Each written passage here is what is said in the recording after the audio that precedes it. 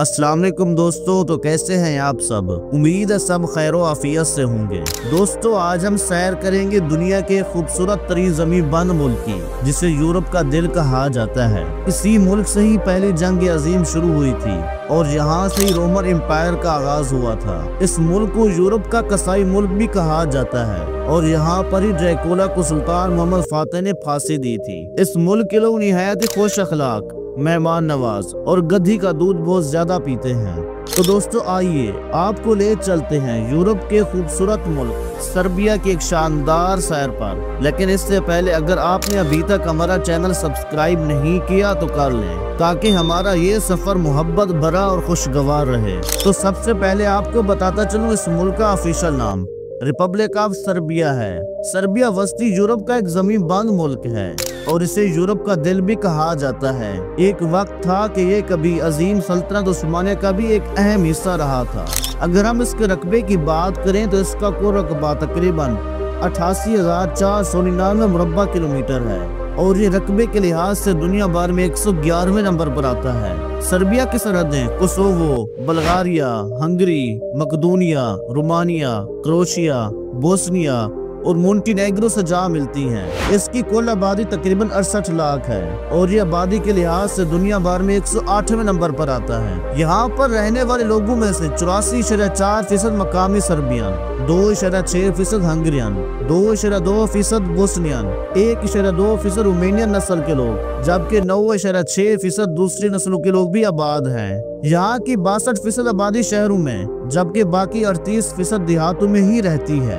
इस मुल्क की पॉपुलेशन ग्रोथ रेट 0.9% है। इस मुल्क का शुमार दुनिया के उन ममालिक में होता है जिनकी आबादी बढ़ने की बजाय मुसलसल कम हो रही है। इस मुल्क में पिछले 7-8 सालों के दौरान 3 लाख अफराद की कमी वाक़ई हुई, यानी कि सर्बिया में शरह पैदाइश आज भी कम है।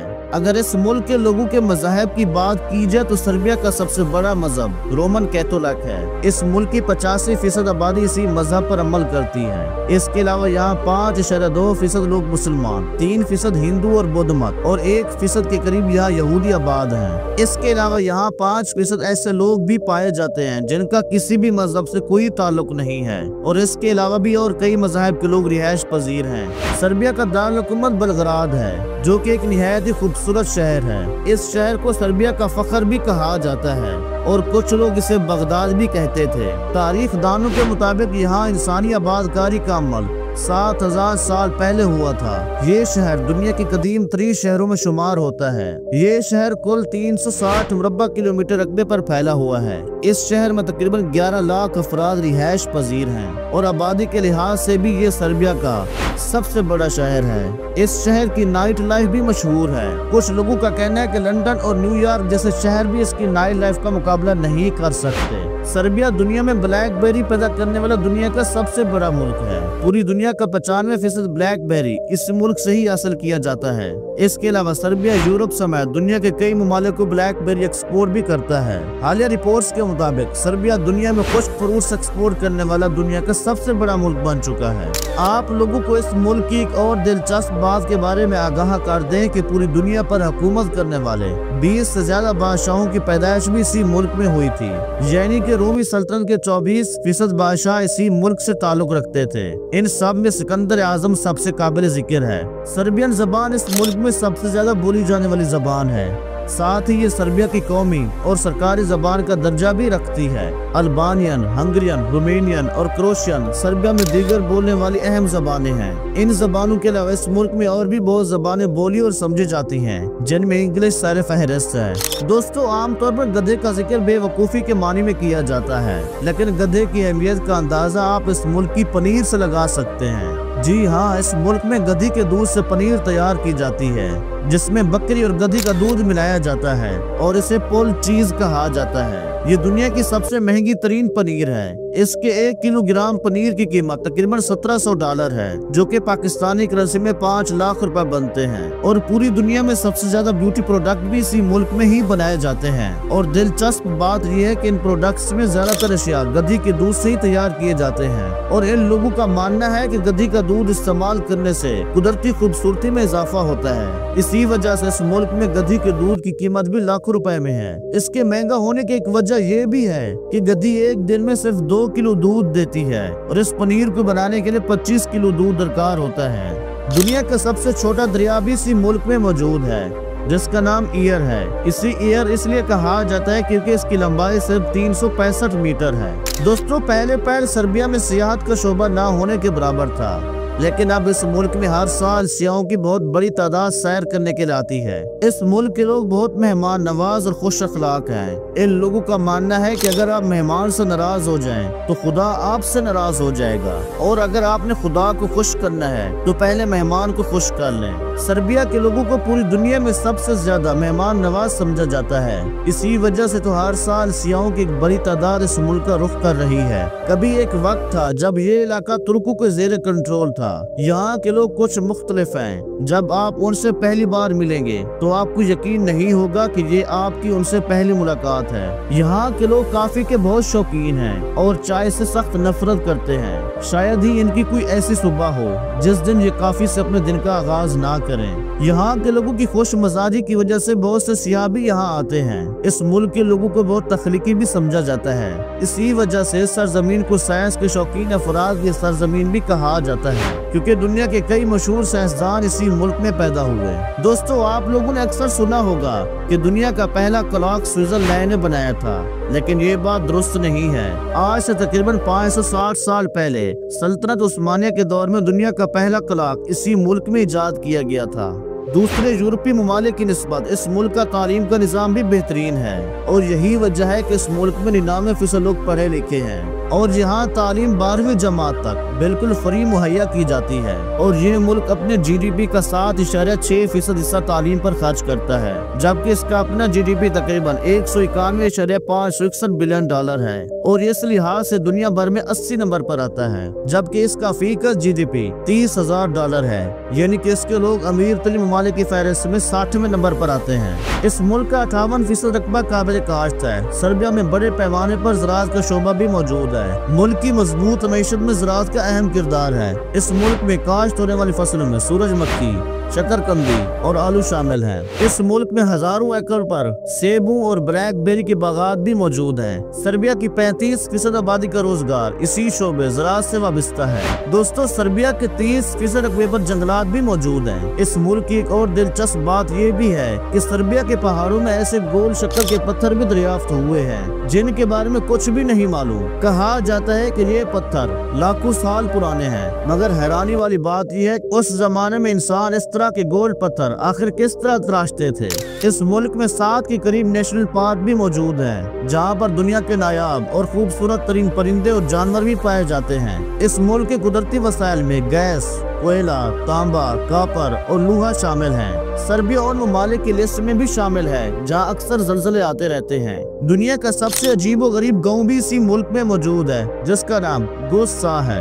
ये गांव अपनी तरक्की और खूबसूरती की वजह से पूरी दुनिया में मशहूर है। इस गांव की हैरत अंगेज बात यह है कि पूरा गांव सिर्फ पत्थरों से बनाया गया है, हत्ता कि सड़कें भी पत्थरों की हैं, और इसे ममाला कंदुम टाउन भी कहा जाता है। इस गांव में आपको हर चीज लकड़ी से बनी हुई नजर आएगी।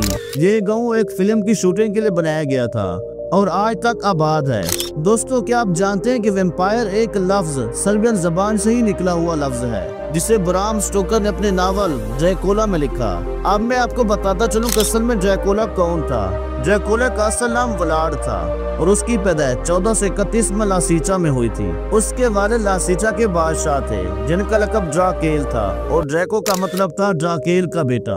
उस वक्त तुर्की दुनिया के इनका मरकज था। ड्रैको ने अपने दोनों बेटों व्लाड और रादू को तुर्की तालीम हासिल करने के लिए भेजा। व्लाड तुर्की में 10 साल तक रहा, जबकि राडो ने इस्लाम कबूल किया और तुर्की के फौजी हल्कों में शामिल हो गया। ड्राकेल के कत्ल के बाद व्लाड ने तख्त संभाला। इस दौरान सल्तनत उस्मानिया के सुल्तान मोहम्मद फातिह ने व्लाड यानी ड्रैको को शिकस्त दी, जिसके बाद वो नफरत की आग में जलने लगा। जब तुर्की के सफीर व्लाड जानी ड्रैको के पास पहुंचे तो व्लाड ने उसे बेदर्दी से कत्ल कर दिया। उस मकाम को आज भी सर्बिया में स्कूल टावर के नाम से जाना जाता है। ये जगह आज भी मौजूद है। ड्रैकुला को देखकर उसकी दहशत आज भी कायम है। दुश्मनों को कत्ल करने के बाद उसने उनका खून पिया था इसी वजह से उसे एम्पायर भी कहा जाता था। जब सुल्तान मोहम्मद फातेह को इस बात का पता चला तो सल्तनत उस्मानिया ने ड्रैकुला को मौत की घाट उतार दिया, लेकिन आज भी ड्रैकुला का किरदार फिल्मों और कहानियों की शक्ल में जिंदा है। दोस्तों, पहली जंग अजीम की वजह एक शहजादे का कत्ल था और दिलचस्प बात यह है कि उस शहजादे को एक सर्बियन शख्स ने कत्ल किया था और फिर पहली जंग अजीम की इब्तिदा हुई थी। यह मुल्क तारीखी नुक्ता नजर से बहुत तरक्की याफ्ता है। यह मुल्क हजरत ईसा अलैहिस्सलाम के जमाने से भी कदीम है। ये शहर रोमन सल्तनत के क़याम से 5000 साल पहले आबाद हो चुका था। दूसरी सदी में ये रोमन सल्तनत का हिस्सा बन गया था। कहा जाता है कि रोमन सल्तनत के 20 से ज्यादा बादशाह इसी इलाके में पैदा हुए थे। 395 में ये इलाका बाज़ंतीनी सल्तनत का हिस्सा बन गया। 1200 में सर्बिया की बादशाही का आगाज हुआ जो 1300 तक जारी रही। 1459 में सल्तनत उस्मानिया ने इसका कुछ हिस्सा फतह कर लिया और जंगों का आगाज हुआ। सल्तनत उस्मानिया ने इस इलाके पर कब्जा कर लिया जो कई सदियों तक जारी रहा और इस दौरान इस्लाम का फैलाव भी शुरू हो गया। 1804 में सर्बिया में एक इनकलाब बर्पा हुआ जिसके नतीजे में सर्बिया तुर्की से आजाद हो गया। ये सच है कि कोसोवो एक ऐसा इलाका है जहां 90% मुसलमान आबाद थे। 17 फरवरी 2008 को कोसोवो ने अपनी आजादी का ऐलान किया। दुनिया के तकरीबन 111 ममालिक ने कोसोवो की आजादी को तस्लीम किया, लेकिन सर्बिया ने कोसोवो के अलहदा खुद मुख्तारी को तस्लीम नहीं किया। कोसोवो को बार बार हमलों का सामना करना पड़ा और यहाँ के मुसलमानों पर जुल्म सितम ढाया गया, लेकिन आज तक इस जुल्म ने मुसलमानों की रूह को कमजोर नहीं किया। बेलग्राद में वाक़े बेलग्राद किले की अहमियत बहुत ज्यादा है। पूरे सर्बिया में ये किला 2000 साल से भी ज्यादा कदीम है। किले के नीचे सुरंगों का एक पेचीदा नेटवर्क मौजूद है। कहा जाता है कि ये सुरंगें इतनी वसी हैं कि आज तक उनका मुकम्मल तौर पर खोज नहीं लगाया जा सका। बेलग्राद का किला कई जंगों का सामना कर चुका है। जब 1456 में सल्तनत उस्मानिया ने इस पर हमला किया तो सल्तनत उस्मानिया को शिकस्त का सामना करना पड़ा। इस किले की वजह से सर्बिया तवील अरसे तक सल्तनत उस्मानिया के काबू में नहीं आ सका।